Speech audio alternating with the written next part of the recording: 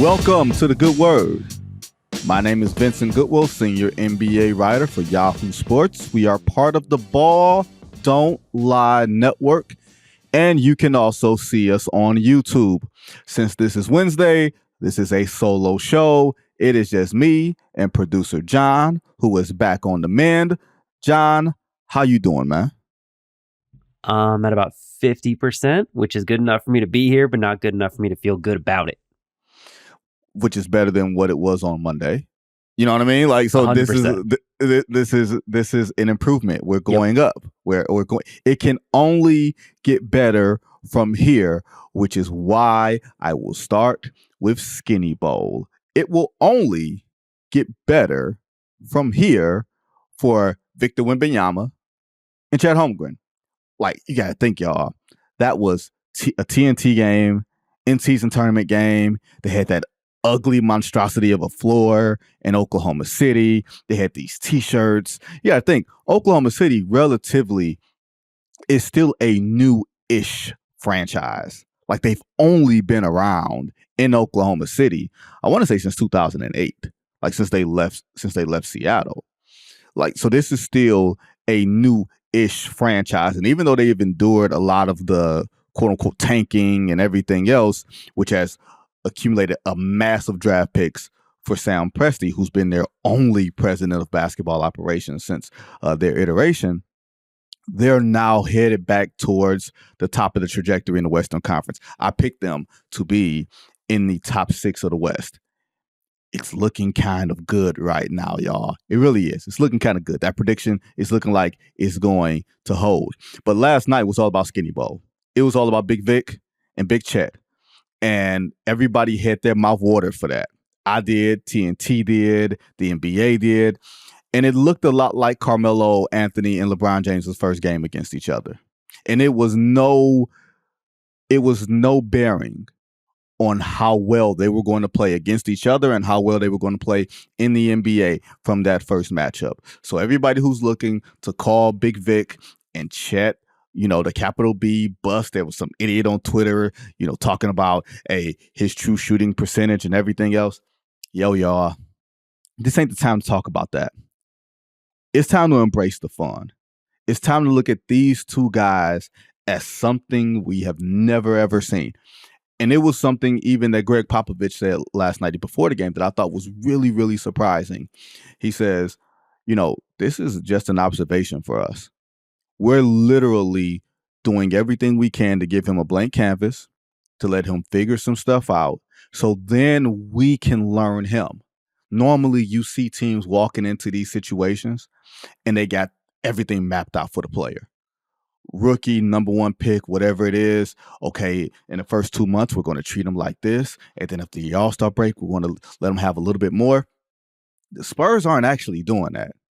And Greg Popovich might be actually the best coach in the history of basketball, right? Phil Jackson, all these other guys, Pop might be at the top of that hill. And yeah, you could say he got lucky and lucked into Big Vic. All right, cool. But I'm really intrigued by how he is handling him. And I'm also subsequently intrigued by the way that Oklahoma City is handling Chet. They're not speeding up. Neither side is speeding up the process when their respective player is showing you what they can do, right? Normally you will see it. If player X shows that he can handle the ball, all of a sudden, boom, we're going to throw him a bunch of ISOs. We're going to put him in pick and roll now. We're going to accelerate that growth. It looks like both of these teams are taking a very deliberate, and we're not rushing it, approach. And I think that's really prudent. And I think that's actually kind of surprising when you consider how fast the NBA changes, how fast the NBA grows and it moves. It moves faster than ever, quicker than ever. I say it all the time, and I'm going to continue to say it. But when I look at Chet, and he's playing with Shai Gilgeous-Alexander, who was an all-first teamer last year. He's playing with Josh Giddey, who spent a lot of time on the ball the last couple of years. He's playing with Jalen Williams, who took a lot of opportunity last year and turned himself and worked himself into a heck of a revelation. So you know what they're doing with Chet? They're not turning Chet and saying, okay, Chet, we're just going to turn you loose. They're saying, Chet, you're going to spread the floor and you're going to be able to set the table for everybody else without even touching the ball. And then he's going to get the ball in morsels, the pull-up jumpers, the fast break dunks. Like, he scores without really trying. Like, imagine what the day that's going to happen sometime maybe in the near future where they actually start running some plays for him. Like, I found that ultra fascinating, because my tendency is to say, oh, he scored 25. Oh, give him the kitchen sink. Like, it was my tendency with Victor Wembanyama after that first game against the Phoenix Suns, the back-to-back that they had. And we're going to get to these NBA back-to-backs, these, teams staying in one city and then playing the same team twice over the course of 3 or 4 days. You get some familiarity. You might get a headlock. We'll get to that later, though. I promise. We'll get to that later. We're going to get to fight night. I promise you. But watching a guy like Victor and watching his acceleration of growth from, okay, this is how Phoenix is playing me. This is how I can adjust in night 2. And they took 2 games from a team that people believe will be in the upper echelon of the Western Conference once they get fully healthy. Of course, no Bradley Beal. Devin Booker was only in one of those games. And it still didn't matter. The Spurs took 2 of them. And the Spurs are at the bottom of the Western Conference still. Like, they're not going to be a playoff team. They're going to be a competent team. They're going to be a team that you cannot just summarily dismiss. And even though last night they got blown out so bad that TNT shifted to Philadelphia and Indy, which was much to the chagrin of my friend Jared Greenberg, because he wanted all the camera time to, display his new haircut and his makeup. Sorry, Jared. But that blowout was that bad. But you got to think also, no Keldon Johnson for the Spurs and no Devin Vassell. So you're missing 40 points on top of being a team that's still trying to figure some things out. And I was one of the people who was looking at the Spurs, and I was saying, when David Robinson got there in, I think it was 89, they had like a 26 or 27 win improvement. I think it was actually 29. And then when Tim Duncan got there in 97, 98, when David Robinson was hurt for that year before, and they lucked out twice, similar sort of growth. Another 26, 27 wins. And the Spurs were right back to prominence, right back in the thick of things, even before they won a championship. I was thinking, hey, maybe this is going to be a similar sort of growth. That's not really going to be the case, at least this year. This year, they're going to get back in the draft. You're going to, figure out if the Jeremy Sohans and some of these other guys that are just getting growth and experience, and now we're seeing them for the first time. We're starting to pay attention to the Spurs for the first time because we're paying attention to Big Vic, and they're saying they're on this, I'm going to get my shots up. You guys are going to see me and hear me and notice me thing, which is, I guess would be human nature. The Spurs are going to figure out what pieces fit around Victor Wembanyama while figuring out Victor Wembanyama. That's the foundation. Let's get to the fun. Let me bring in producer John, because I feel like conflict is going to be a theme for today's show. John, did you know that Big Vic and Big Chet do not like each other? I did know that. I've heard that before. They don't like each other at all. Apparently, it goes back to the U19 games in 2021. France, USA basketball, a really close game. In that summer, I forgot where. I can't remember where it was. Latvia. That's what it was. It was in Latvia. And I think the U.S. won 85, 83. Don't quote me on that, but I feel like that was the final score. When you get both players in the pregame and even in the postgame to talk about the other, you know what they say, John? Nothing. They say nothing about the other. You know how sometimes you'll hear the platitudes being thrown from one side to the other. Oh, yeah, he's a great player. I look forward to playing against him. But it's our team against that team. It's not me versus me. That sort of thing, right? They can't even stand to do that. They can't even stand to be nice. They can't even stand to be nice to each other. And I love it, right? Because the only person, John, that can stand in front of them and look them dead in the eye is a man who was choked down to becoming 6'5" yesterday. Rudy Gobert. They probably can't stand to look at each other dead in the face, right? I get it. I totally get it. Like the NBA does everything it can to eliminate the possibility of rivalries, even though, it's kind of one of those things that the league is built on. But we've got something in front of our faces. We got two skinny dudes. And to be clear, Chet is a million times skinnier than Big Vic. Like you can see the pointiness of Chet's shoulders. And I was watching both guys warm up. I was doing NBA TV an hour before the game. So I'm just sitting in my chair and I turn around and directly in one line of sight is Victor and another line of sight is Chet. And for as undeveloped as you think Vic is, like you can still see, of course, there's going to be he's going to grow into his body. He's 7'4", right? All this other stuff. But there's some muscle definition there. There's something there, right? There's some level of growth. You look over and you see Chet. Baby, let me tell you, Big Vic is markedly bigger than Chet at this stage. When you put two skinny people together and one skinny person looks far more muscular, that means that other skinny person is skinny and that other dude is slim, which is why I call Big Vic Big Slim. That's going to be his official nickname here on the Good Word with Goodwill. It is not going to be Wimby, right? I don't know where we get Wimby from. That sounds too much like Gumby and everything else, but we're going to call him Big Slim over here, okay? But you know what really impresses me about Chet, though, John? What's that? Is he is very, very comfortable in his own skin. He may not throw Vic any platitudes. Like they had their, I won't say their tussle, but they had their back and forth in the preseason where Chet said that, hey, Vic put his head into my chest. That's why he got this and one on me, which was actually true. And that was a pretty entertaining preseason game. But when you hear stories about Chet and you see him, 7'4" white kid, right? Pork chop sideburns. Until you've actually seen him play, like this is going back before he even got to, Gonzaga. Before you actually see him play, you're wondering, okay, how's he going to fit in? How's he going to fit in, A, with all these brothers, right?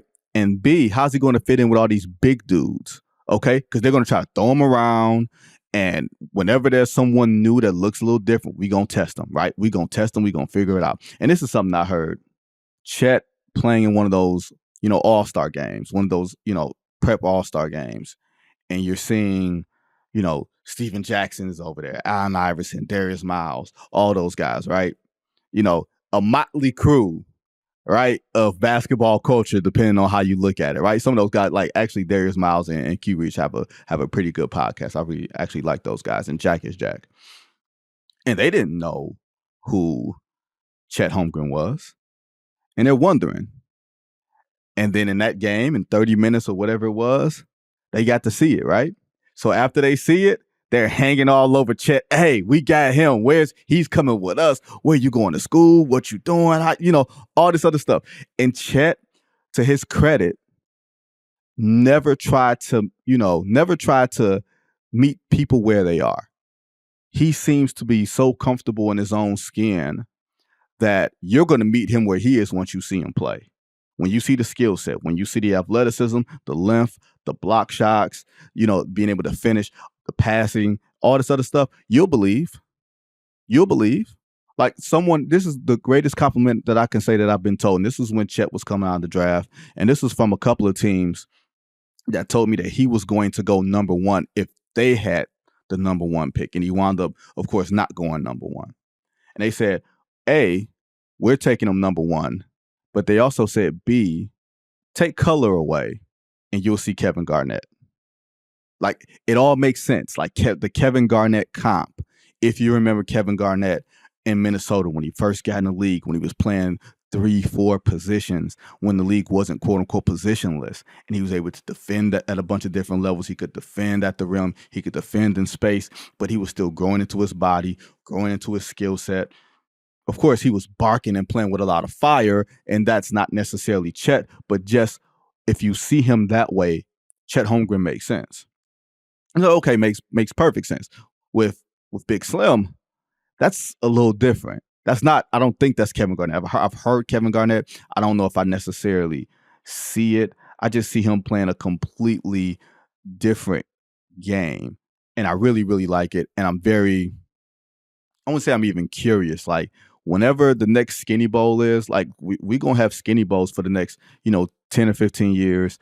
And add to the fact that unlike LeBron and Carmelo, these two dudes ain't going to be trying to team up.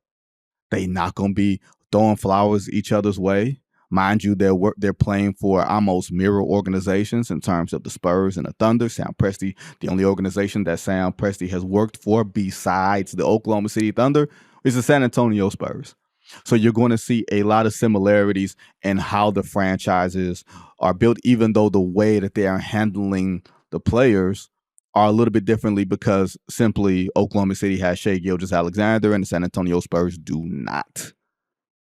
But enough of that, because I know what y'all really came for.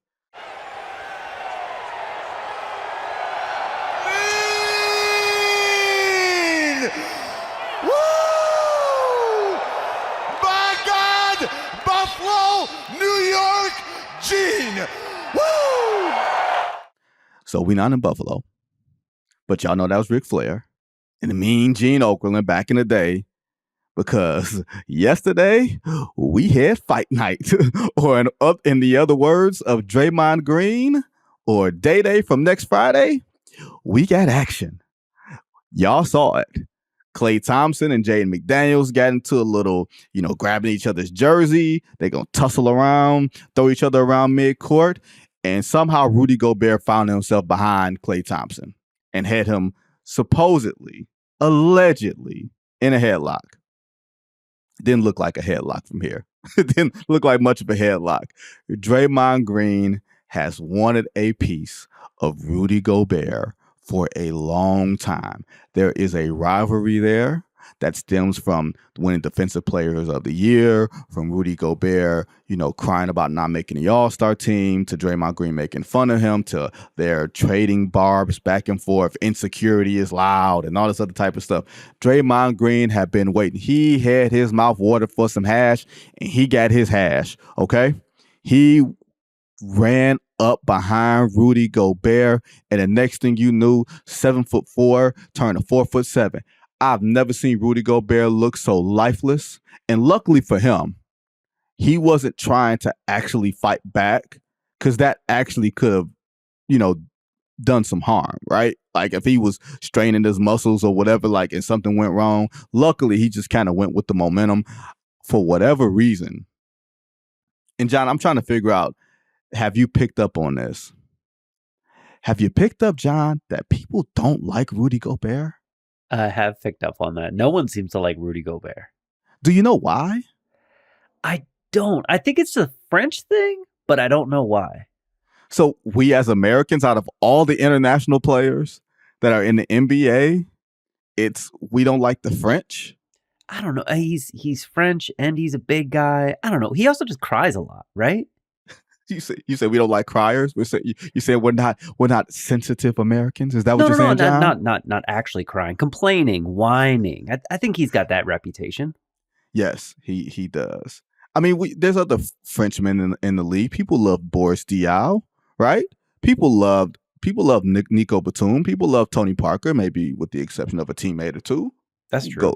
Go look it up. Yeah, there's a few people that may not, right? If you know, once again, if you know, one of these days, y'all will figure out that all of my shows will have some cliff notes, okay? And you will pick up on the cliff notes. I promise you, it'll be loads of fun either way. But people do not like Rudy Gobert.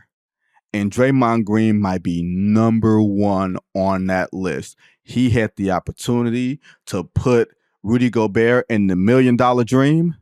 And damn it, that's what he did. He dragged Rudy Gobert from the 3-point line to the free throw line and had him for 10 seconds. Luckily for Draymond, Steve Kerr was like, let him go. Let him go. It was like literally Steve Kerr saw life flash before his eyes, and Draymond was not going to let him go. You know, John, who did not cover himself in glory? Karl Anthony Towns. He did not. He did not. It was almost like a, come on, man, let him go. What are you doing, man? Let him go. Stop playing, Draymond. That ain't the dude I want if I'm in a headlock, right? That ain't the dude I want in a headlock. But at the same time, Karl Anthony Towns was a dude who was tapping out when Ben Simmons, of all people, had him in a headlock during that kerfluffle in Philadelphia a few years ago. You remember that? I remember the screenshot of him lying on the ground looking like he just wanted it to be over. Someone please come help me. It was like he was in the Kurt Angle lock. It was just tap it out. But that's and you know who else quietly was not covering himself in glory, as a friend of mine texted me late last night. You know who else didn't cover himself in glory? I think I know. Is this your favorite? Is it Chris Paul? No. So, shockingly, Chris Paul was really quick. He looked at it and he was like, that's between y'all. And he bounced. Well, here's the thing. Chris Paul did not want to be Jeff Van Gundy. Okay? Remember Jeff Van Gundy hanging on Alonzo Mourning's ankles? Yep. Chris Paul didn't want them problems, right? We saw the last time Chris Paul got into a real altercation. I think that was when he was in Houston, and it was against the Lakers, and he stuck his hand in Rajon Rondo's face, and next thing you know, Rondo spit at him. That's what it was. Rondo actually spit at him, and CP put his hands in his face. I forgot which thing happened first, and next thing you know, bop, bop. Quick 2-piece. And you know who else came? Looking like Street Fighter. I can't pronounce his character's name. From Dhalsim. That's what it was. Dhalsim. That's how you pronounce his name. Looking like Dhalsim from Street Fighter. You know who else came? Who? That night, John? The police. You don't remember? Brandon Ingram. I don't remember that. Brandon Ingram, who was still a Laker at the time, because LeBron hadn't shipped him off yet. Brandon Ingram came and had super long arms. So he was throwing at Chris Paul. It was almost like the Dr. J, Larry Bird one where Charles Barkley had Bird wrapped up and Doc was just pop, pop, pop, pop, pop, because Larry Bird told Dr. J 42-6, which was, the point differential between Larry Bird at the time and Dr. J, 42-6. Like, we couldn't even get to more than 2 points happening in Golden State and Minnesota. Like, neither team could actually get a point on the board. Like, that shows you how much Draymond Green wanted Rudy Gobert. I've been around, John, just in life. I've been around dudes that have just been waiting. When I say waiting, they've been waiting for the dude to act up. Just, I'm waiting, y'all. I promise you, I'm waiting. Didn't happen, right? So that's that. But it's funny considering we have the Monty McCutchen sound, because I talked to Monty McCutchen on Monday and I was talking about the league being a little bit on the soft side and everything being a preventative measure because the league don't want fights and everything else. And I talked to him Monday, wrote the story yesterday. And of course the league the players had to go and do this and just basically wipe their behinds all over my sentiment. But this is Monty talking about some of the deterrents that the league is trying to put in place, or why they're calling quick technical fouls and some of the respect for the game taunting fouls. Yeah, I think to some degree, when you start talking about taunting, there's a fine balance, and I think you're fair to hold us accountable to what you believe that is. I do think that in a world in which we did not take care of any taunting, we would see a huge increase in a physical response to that taunting. And I think to some degree, we're always trying to find the right balance of what is and isn't warranting a taunting. And a negative is hard to prove, Vinny. And all I mean by that is this. If we sit here and say, a certain thing was given, and then as a result, nothing that we thought would have happened. A fight didn't happen because we did this, right? That's hard to prove. because there's no way to know whether a fight would have happened or not. What we do know historically is that taunting gone unchecked leads to altercations. It leads to an increase in physicality. It leads to more, to put it kindly, passionate play that leads to physicality. And finding the right balance of what is and isn't a good technical foul on taunting is something that we'll continue to calibrate with the competition committee. Well, here's what I will say to that. This was in the first minute of the game. You didn't even have time to call these technical fouls. But you know what happened? You know what it was? Not only was it Draymond Green and Rudy Gobert who don't like each other, it was also two teams who played each other the other night, Sunday night. And Anthony Edwards and Draymond Green had gotten into a little barking, and this familiarity of teams trying to close down travel a little bit and making teams stay in another city for a couple extra nights. We're just going to get these two home games out of the way. We're going to get this matchup out of the way. You're going to have a little more contempt. It's going to look a little bit more like a playoff series. And I like it. I don't like guys getting booted out of games and everything else, but I don't mind the contentiousness. You can't ask players to care and then take away that passion. But does Draymond Green have to control himself? Absolutely. Will Draymond Green control himself? Absolutely not.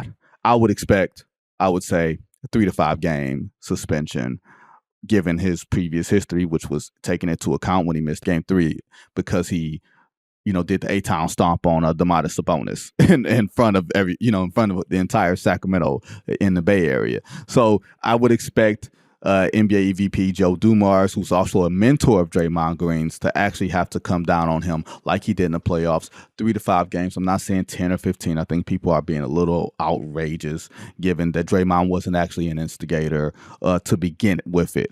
He just happened to run in because he saw an opportunity and he was going to take it. That's what that was. So it's one of those interesting things. And the league, of course, is a fine line that Monty McCutcheon talked about, and it's something that everybody's going to have to monitor, including me. But I'm a person, I am a child of the 80s and 90s. I don't mind the contentiousness. I know John doesn't either. And because y'all don't know this, but John is not George Clooney. John does not have hair, which means John is usually around my age, and we are used to growing up with a certain level of contentiousness in NBA basketball. But that is our show for today. John, sorry to throw you under the bus like that. That is our show for today. Thanks to producer John, who is also my co-host today. He's also working behind the glass and he's feeling better. Send him, of course, your best wishes and best thoughts. Jake and Dan will be back for a new episode of No Cap Room tomorrow. I will be back with a new episode of The Good Word on Monday. Don't forget to check out all of our podcasts on the Ball Don't Lie Network. Rate us, review us, and give us all those 5 stars. Really appreciate you. Until then, everybody, be safe.